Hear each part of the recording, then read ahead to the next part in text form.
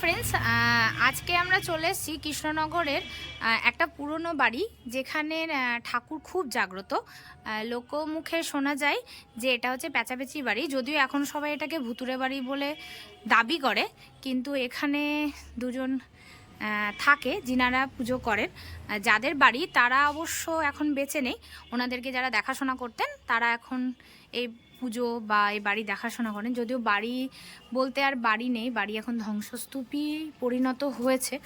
তো আমার একটাই কথা বলার যে এই বাড়ি বা এই হেরিটেজ সাইটগুলো যদি আমাদের মানে মিউনিসিপ্যালিটি হোক বা সরকার হোক যদি সংরক্ষণ করে, তাহলে শহরের একটা ঐতিহ্য বজায় থাকে। যাই হোক, সেই সব কথা তো বললাম। তো এইখানে দেখো চারিদিকে কি সুন্দর টেরাকোটার কাজ, আর ঠাকুরটাকে তোমাদেরকে পরে দেখাচ্ছি। প্রথমে এটা হচ্ছে নাট মন্দির, যেখানে পুজো হতো আগে। তো এটা হচ্ছে বাইরেটা, দালানটা দেখো এখনো পর্যন্ত কি সুন্দর চারিদিকে টেরাকোটার কাজ রয়েছে। তো এইটা হচ্ছে পুরো জায়গাটা।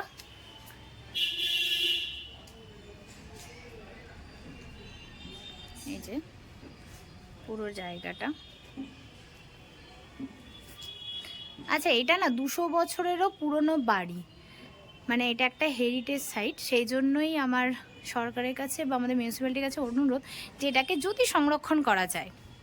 আর এইখানে আগে পুজো হতো, মানে লৌকিক দেবতা পাঁচু ঠাকুরের পুজো হতো। আর এখানে এই যে এখনও কিছু গপু আছে। আর মেন যে ঠাকুর, তিনি এখন ওই কাকু কাকিমারা বাড়ির ভেতরে যেখানে অংশটায় থাকে সেখানেই পুজো করে, কারণ এখানটা যেহেতু ভেঙে পড়ে গেছে, এখানে তো করা সম্ভব না। তো সেই জন্য ভেতরেই পুজোটা করে। তো চলো দেখি কাকু কাকিমার সঙ্গে একটু কথা যদি বলতে পারি বলি, আর তোমাদেরকে আমাদের পাঁচু ঠাকুরকেও দেখায়।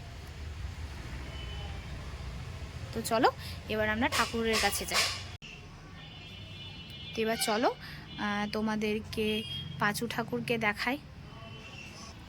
আচ্ছা, এই হচ্ছে গোপু বা আমাদের পাঁচু ঠাকুর। তোমরা দেখতে পাচ্ছ এই যে পুরনো মূর্তিটা, এটাই হচ্ছে পুরনো মূর্তি। আচ্ছা কাকিমা, মূর্তিটা কত দিনের হবে?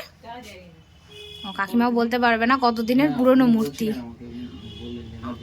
অনেক দিনের পুরনো মূর্তি, মানে বাড়িটাই প্রায় 200 বছরের পুরনো, তো মূর্তি তো আরও পুরনো বা হতে পারে। সবাই বলে 200 বছরের পুরনো, তার বেশিও হতে পারে।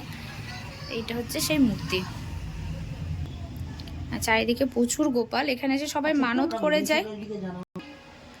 আচ্ছা, এই দেখো এখানে প্রচুর গোপাল, সবাই মানত করে এখানে গোপাল ঠাকুর দিয়ে যায়। আচ্ছা, এছাড়াও এদিকেও প্রচুর গোপাল আছে, এই যে প্রচুর গোপাল আছে। এই যে এটা হচ্ছে সেই ঠাকুর গোপাল। আর হচ্ছে মহাদেব, যেহেতু তার যেমন নন্দী ভিঙ্গি এসব চেনা চামুন্ডা থাকে, এরও তেমনি চেনা চামুন্ডা আছে। তাও হতে পারে, তাও হতে পারে, সেটা অস্বীকার করা যায় না। হচ্ছে যাই হোক, যে ভূত ভবিষ্যৎ যেই থাকুক, ধরেছে তাকে। এখানে এসে কিন্তু ভালো হয়ে গিয়েছে। তাহলে ভূত আছে কি করে বলে? তাহলে ভগবানই আছে। হ্যাঁ হ্যাঁ, ভূতে পেয়েছে বলছে, মানে যেখানে সেখানে পড়ে যাচ্ছে, ধামুক খিজাচ্ছে, এ করছে, এখানে সে ভালো হয়ে গেল। তাহলে তাহলে ভগবানই আছে, ভূত নেই। তাহলে পুজো তো রাতে বেলাতেই হবে, তাই তো? মানে শনি মঙ্গলবারে হয়। কি দিয়ে পুজো দাও? মানে পুজো দেওয়ার কি কোনো কিছু আছে? ফল মিষ্টি, তারপর তোমার কাঁচা দুধ, এসব করছে। মানে ওইসব দিয়ে রাখো? আর মানে পুজো দেওয়ার পর তোমরা বন্ধ করে চলে যাও? না, হচ্ছে বন্ধ করে, হচ্ছে দরজা তো খোলাই থাকে। হ্যাঁ, দরজা খোলা থাকে। আমরা হচ্ছে চলে যাই, ঘর অন্ধকার, কোনো আলো জ্বলবে না। অন্ধকার, আমরা চলে যাই। হচ্ছে ঠাকুরকে তো জিনিসটা হচ্ছে ইয়ে করতে হবে, মানে নিবেদন করতে হবে আর কি। দিয়ে আমরা চলে যাই। তারপর হচ্ছে মিনিট 10-15 পর আবার আসি, এসে তারপরে আবার হচ্ছে ওই ঠাকুরের সব জিনিস ওখানেই থাকে বলে দিয়ে আমরা ওইসব ঢাকা ঢুকি দিয়ে রাখি। তার কারণ হচ্ছে তারপরে ওই জিনিসপত্র তোলো কখন? পরদিন সকালে। কোনোদিন দেখেছো কেউ এসে খেয়ে গেছে বা কিছু, বা কিছু কমে গেছে? হচ্ছে এরকম দেখিনি, কিন্তু মিষ্টিটা খানিকটা খাবলা আছে। কি হচ্ছে এরকম ধরা হয়, কিন্তু কিছু হয়। তার মানে ভূত হোক ভগবান হোক যাই হোক, মানে কেউ একজন আসে, মানে বাড়িতে কেউ একজন আছে, মানে যিনি আসেন অলৌকিক ভাবে, সেটা হচ্ছে ব্যাপার। আমি সেটাই বলছি। তার কারণ আমরা অনেক কিছু ভাবে অনুভব করি। হ্যাঁ সেটা তুমি ঢুকতে ঢুকতেই বললে আমাদের কথাটা। ভয় পাওনি কোনোদিন? না, আমি মার খেয়েছি জানো, হ্যাঁ মার খেয়েছি। তাই নাকি? হ্যাঁ, ও বাবা, এই তো হচ্ছে পুজো করতে করতে না এমনি সময়? পুজো করা আমার একটা হচ্ছে অপরাধ হয়ে গেছে, ঠাকুরে 5 রকম ফল গোটা গোটা নিতে হয়। আচ্ছা, হ্যাঁ, কিন্তু কলাটা দিয়েছি আমি ছাড়িয়ে। ও সব ছাড়ানো যাবে না? হচ্ছে কাঁচে খাওয়া যায় খোসা সমেত। হ্যাঁ কলা তো ছাড়িয়ে খেতে হবে। কলাটা তো ছাড়িয়ে খেতে হবে। হ্যাঁ। আমার একটা মনে মধ্যে কি হলো যে কলাটা এরকম দা খোসা সমেত দেবো ঠাকুরকে, ছাড়িয়ে দিই। ওটাই আমার অপরাধ হয়ে গেছে। দিয়ে পুজোটা দিয়ে আমি ওই তখন ওই ঘরে পুজোটা দিয়ে আমি চলে আসছি। দিয়ে বলছে আমার সঙ্গে ও আছে, তখন 12টা বেজে গিয়েছে, আমি ধর ওখান দিয়ে আসছি। দিয়ে এক চট ঠাস করে খেলাম এখানে। দিয়ে আমি ভয় পাইনি, আমি ওখানে ঠাই দাঁড়িয়ে গিয়েছি। মানে বুঝতেই পেরেছো? হ্যাঁ, দিয়ে দাঁড়িয়ে তখন ও বলছে কি হয়েছে, আমি কে যেন আমাকে মারলো বলছে। ও তখন বলছে চলো চলো কিছু হয় না, দিয়ে আমাকে নিয়ে চলে আসলো। হচ্ছে তখন হচ্ছে এরা সব বেঁচে, ধরো হচ্ছে প্রায় আজ থেকে প্রায় 19 বছর আগের কথা। আর তোমরা এই বাড়িতে কতদিন এসছো? 26 বছর। 26 মানে অনেকদিন হয়ে গেল। দিয়ে তখন হচ্ছে তখন কি এই এই বংশের শেষ প্রজন্ম বেঁচে আছে? হ্যাঁ, ওরা তো মারা গেছে প্রায়, শেষ যে মারা গেছে তার 4-5 বছর হলো। তার 4-5 বছর 4-5 বছর আগে পর্যন্ত ছিল। আচ্ছা, ওনার নাম কি ছিল? ওর নাম রাধা রানী নন্দ। আচ্ছা, দিয়ে তারপরে চর খাওয়ার পর তারপর চলে আসলাম। তারপর বুঝলে যে ওইটা ছাড়ি দেওয়াটা অপরাধ হয়েছে? হ্যাঁ, তখন এরাই বললো, আচ্ছা এরা তো বেঁচে ছিল তখন, বললো কলাটাকে ছাড়িয়ে দিলি কেন? আচ্ছা, হচ্ছে কলাটাকে আস্ত দিতে হয়, ও জানতাম না। হ্যাঁ। তখন আচ্ছা আচ্ছা। তার মানে যাই হোক, অলৌকিক কিছু আছে। হ্যাঁ, মানে এখানে কলকাতা থেকে বা বাইরে থেকেও লোক আসে? মধ্যপ্রদেশ থেকে লোক এসে পুজো দিয়ে গিয়েছে। বাইরে ওই থেকে লোক আসে তো, দিল্লি থেকে ওই ছোট গোপালটা দিয়ে গিয়েছে, ওই সাদা রঙের পাথরে আচ্ছা দিয়ে গিয়েছে। আচ্ছা আচ্ছা। আসে বলছে বাইরে থেকে আসে।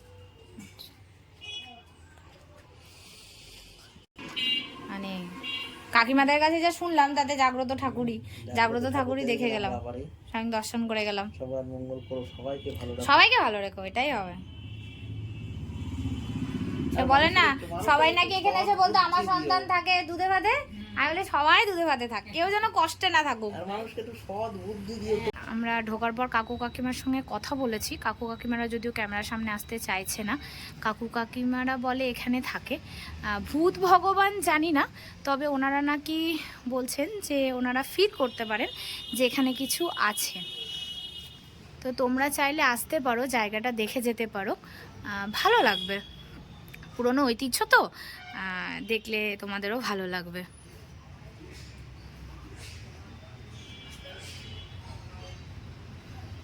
চারিদিকটা একটু ভয় ভয় গা ছমছমের ব্যাপার আছে।